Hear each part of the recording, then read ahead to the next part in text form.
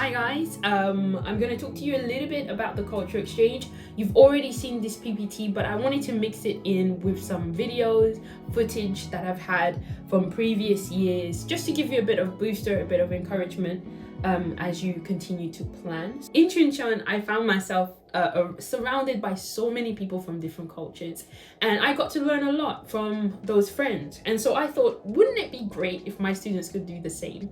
And I really wanted you guys or my students to experience countries that they are not used to. We're all used to America because their culture is on our TVs, we go to the movies, we eat their food, we wear their clothes, we listen to their music. American culture is in our faces. British culture, not as much, but we're familiar with it. So there's some countries that we already know because they're very global. But there's some cultures, some countries that are very obscure, you may not know about. And I think it's interesting to learn and know about that. One, it might help you to improve your relations with people from that country. Two, it might help you to build respect and get rid of some of the stereotypes that you may have. And three, you might learn something new and be a better world citizen. So let's get into it.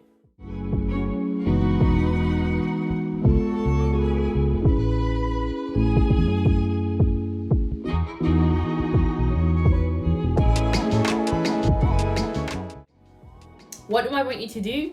Prepare 3 things. I want you to interview someone.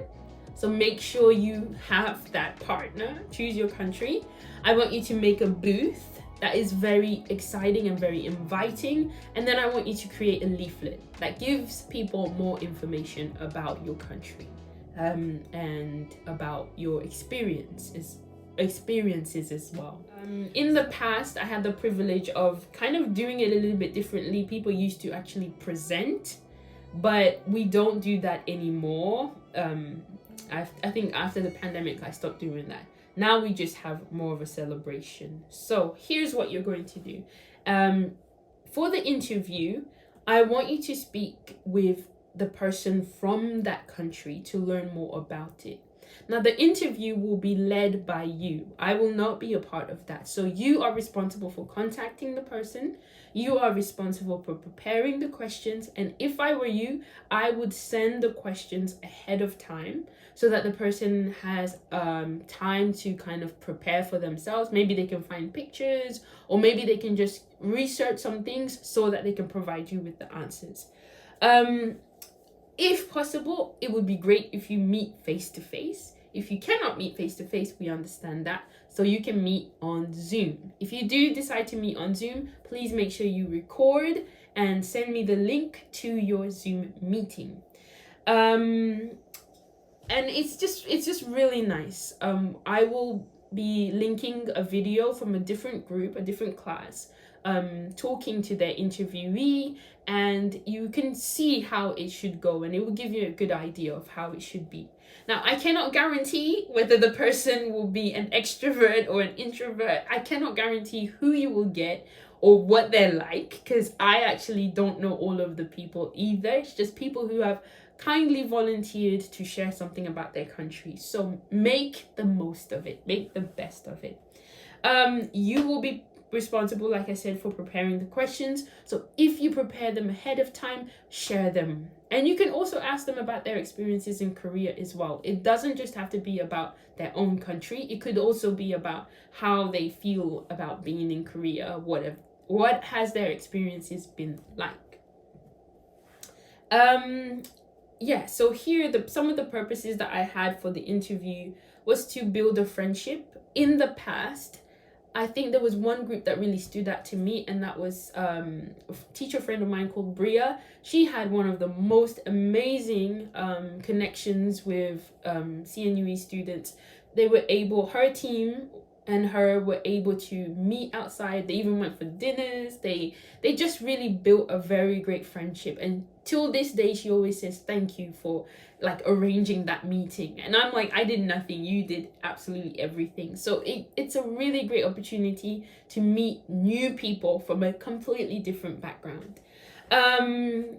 If not for friendship, you can also rely on that person to help you build a more accurate booth. I've been to so many places in Korea where they are promoting something from a different country, but they get it so wrong. For example, I went to a restaurant one day that was supposed to be Jamaican Rastafarian themed. They had a picture of Bob Marley, but it was a pork restaurant. For most of his life, Bob Marley was a Rastafarian, and Rastafarians do not eat pork. Religiously, they think pork is not good. So imagine if you are somebody from that religion and you go into that building, wouldn't you be offended? You know, so all of these things can happen because we don't know. It's not our culture. So check with the person that you're working with. Check for the spelling of food names and country names so that you don't get it wrong. Make sure that the things that you're suggesting are accurate and correct. So I hope that you have fun, and I hope that the meeting, even if it's just one interview, it's meaningful.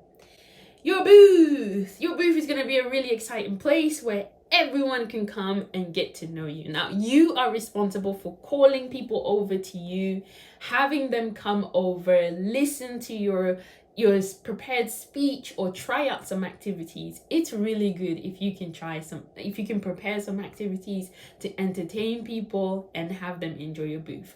Most people try and make some food or some drink because food and drink always encourages people to come, but that's not always the key. Actually, last semester, a lot of people didn't just vote for the people that had food, but they voted for the people that knew their stuff, and they voted for the people that actually just had really interesting facts and interesting games to go there. So food is not always the winner. A previous year, I had a team that used VR glasses or something like that. They had us virtually go to a place, to a country, and it was really exciting. So prepare something for people to do when they get to your booth, and make sure that your booth is colorful and inviting. Check the information that you are putting up, that it's correct spelling and it's accurate as well. And have fun. So this is where we're going to be in the English library. This is probably what the setup will be, and teams will share the tables because they're quite big enough. So maybe 2 teams per table. We'll try and see how we can get everybody to fit in.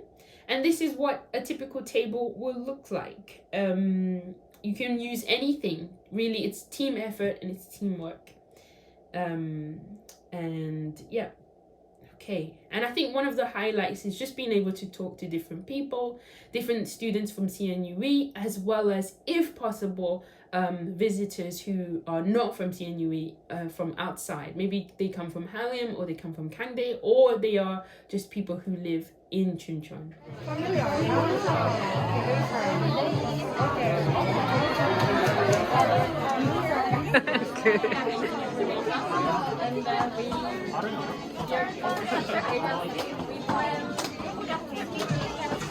And last, we have 3 questions that you answer correctly. We give some smart gifts. First, I introduce about Cambodia basic information. First, Cambodia's capital city is Phnom Penh. Yes. And they speak Khmer language. So it's a very special this is technical farm. Farming is a major industry in Kenya. And there's all farms, main farms. Oh, good. Beautiful ladies. Nice. Cheese and milk and food mix. How is it? Quite good.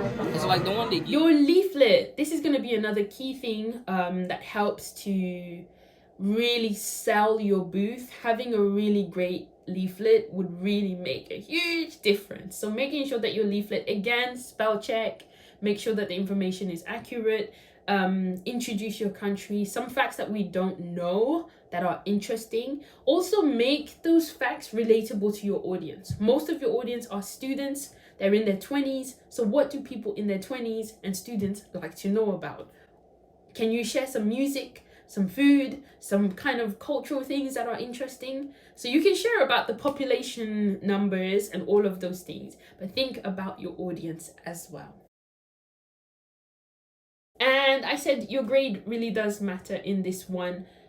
I will not be giving you, well, I will give you partial grade for, you know, the prep work that you do, but everything else will come from the people who come and visit. So Professor Kim's class, as well as our visitors, will all put their votes in for who they thought did the best job, basically, and that will go towards your final grade. So make sure you do an awesome job. And again, I would stress this out, please have fun. This is supposed to be a good like way of just kind of ending the semester, and I just really want you to have fun. That's above everything else. I want you to enjoy learning about another country and have a good time. So I hope you do that.